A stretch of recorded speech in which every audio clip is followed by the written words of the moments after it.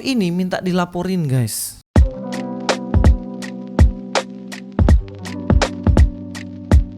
Assalamualaikum, selamat datang kembali di channel ini. Nah, dia ini memang suka sekali bahas ya tentang kekristenan yang sebenarnya dia sendiri awam dan gak tahu apa-apa. Tapi ya karena modal nekat bonek nih, modal nekat, modal berani doang, ya jadi seakan-akan benar kan gitu aja. Siapa yang besar ngomongnya ya mungkin itu yang dibilang pinter kan gitu. Tapi belum tentu juga. Nah, kita langsung aja dengar videonya guys. Tiap orang membaca maka itu jadi ayat Al-Quran gitu kan.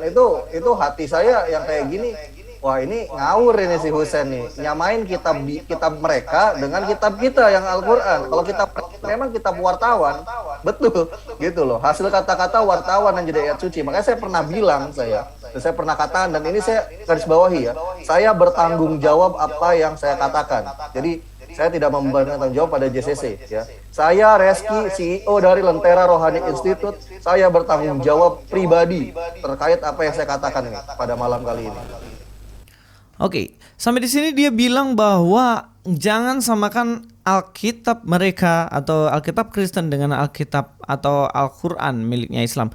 Ya jelas siapa yang menyamain, dari dulu juga saya nggak mau disama-samain. Jelas beda dong, isinya aja beda gitu loh. Kan kalian yang sering nyamain kan, cari nubuatan nabinya di kitab Ulangan, cari nubuatan di kitab Kidung Agung, cari nubuatan di kitab Yohanes. Kalian yang nyamain. Nah sekarang muncul seorang, dia bilang bahwa jangan disama-samain dong kitab saya dengan Anda. Tanya Pak Ustadz Kename itu, kenapa dia selalu menyamakan Yahweh dengan Allah, nyamain Musa dalam Alkitab sama dengan Musa yang ada dalam kitabnya. No, itu kan mereka yang nyamain, kamu sendiri gitu loh yang nyamain itu. Nah sekarang kamu marah-marah. Tapi memang ya dasarnya memang beda guys. Antara kitabnya Mas ini dengan Alkitab jelas beda. Kalau dia bilang bahwa gaya penulisannya adalah penulisan wartawan, that's right. Itu memang benar. Alkitab itu memang ditulis oleh orang-orang yang bertanggung jawab dan melihat apa yang terjadi. Sekarang gini loh, tulisan itu kan berbeda-beda ya. Ada karya itu karya ilmiah, ada yang bersifat berita, itu menulis tentang berita kejadian yang sesungguhnya dan berdasarkan sumber-sumber, benar ya. Kalau baca koran tuh, kalau korannya itu benar-benar ditulis gaya wartawan ini dan dia mencari narasumber yang benar, pasti apa yang disampaikan tuh benar, ya enggak? Nah, beda sama tulisan, ada lagi yang tulisan fiksi atau tulisan itu bersifat karangan. Itu kamu gak perlu cari narasumber, kamu gak perlu menyelidiki sebagai seorang wartawan, kamu tinggal tulis aja, ngarang bebas, itu pun sudah benar. Karena memang bukunya itu bersifat fiksi. Contohnya dokumentari Cristiano Ronaldo dengan misalnya Harry Potter. Dari dua ini, mana yang merupakan gaya pembuatan atau pembuatan film berdasarkan gaya wartawan? Yang mana? Pasti Cristiano Ronaldo kan, bukan Harry Potter. Karena Harry Potter itu bersifat fiksi. Terserah tokohnya mau dibikin apa, terserah. Nah Alkitab memang itu ditulis sebagai gaya yang penulisannya adalah wartawan. Contohnya Musa. Musa itu melihat kejadian di mana bangsa Israel mereka menyembah patung. Dan kemudian dua loh batu dilempar sama Musa, dilemparkan saking marahnya Musa, dan kejadian itu dia tuliskan. Dia melihat secara langsung, dia narasumbernya dan dia adalah wartawannya menulis kejadian dengan sesungguh-sungguhnya. Bukan dia dengar dari orang lain ribuan tahun setelah kejadian itu kemudian ditulis dan kejadiannya keliru. Gak kayak apa yang disaksikan oleh para saksi mata dan keliru gitu. Mana dari kedua ini, tulisan ini yang merupakan tulisan yang benar? Ya pasti yang Musa, tulisannya Musa. Kitab Kejadian, Keluaran, Bilangan, Imamat, Ulangan, itu kan tulisannya Musa. Dia yang menyaksikan itu. Dan jelas itu gaya wartawan yang dia bikin. Dan penulisannya jelas benar, bukan hoax gitu loh.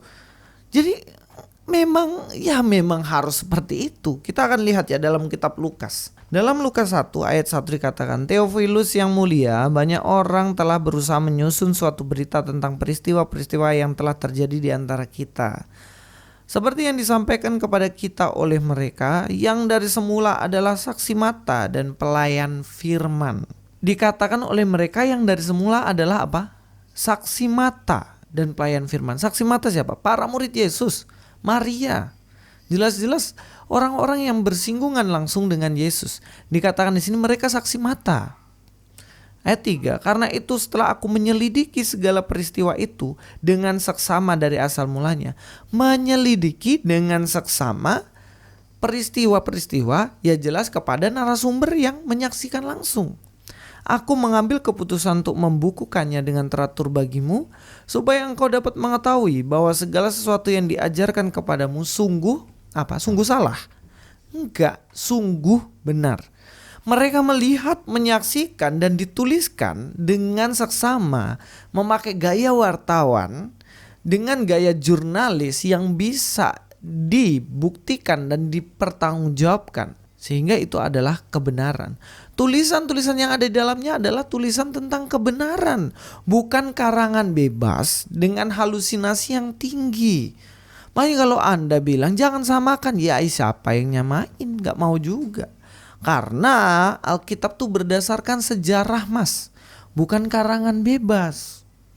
Nah, sekarang kita akan lanjut lagi. Kita lihat ya. Jangan disamakan Al-Quran dengan kitab mereka yang karya wartawan. Bahkan saya sering bilang Paulus kalau masih hidup zaman sekarang itu story WA dia, story Instagram dia, sampai status Facebook dia itu bisa jadi ayat suci. Kalau dalam perspektif Kristen, gitu loh. Jangan disamakan kitab abal-abal dengan kitab suci kita. Saya katakan kayak gitu. Karena itu bukan firman Tuhan seperti itu. Tapi kitab wartawan, gitu loh. Dan saya bertanggung jawab penuh dengan apa yang saya katakan. Jadi kalau misalnya ada yang komplain ke saya terima, silahkan laporkannya saya. Saya siap mempertanggungjawabkan itu. Gitu loh. Nah, lalu di sana ada beberapa kawan kita, kawan muslim, salah satunya Mas Nandar. Oh gitu. Ya makanya Paulus gak lahir di tahun 2020 bosku. Dia lahir zaman dulu, belum ada story WA. Iya gak? Iya gak? Itu pun ini yang gaya halusinasi gini nih yang repot nih. Seandainya begini bagaimana? Seandainya begini bagaimana? Bos, argumentasi itu berdasarkan fakta. Faktanya adalah Paulus tidak hidup di story WA dan Facebook. Yang kedua, gak semua omongan dari Paulus itu masuk menjadi firman Tuhan.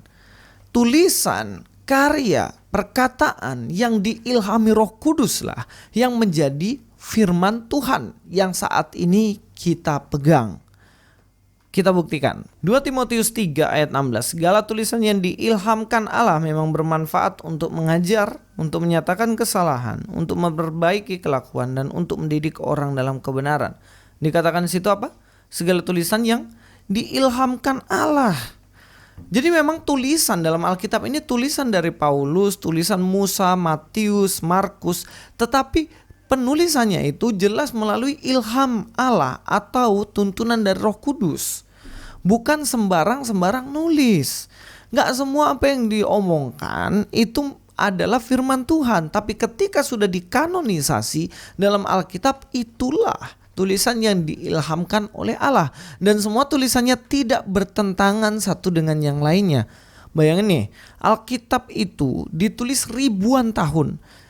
Musa ke Paulus itu panjang sekali, tetapi di dalamnya gak pernah bertentangan. Luar biasa gak? Beda orang yang nulis, tapi di dalamnya gak bertentangan. Karena apa?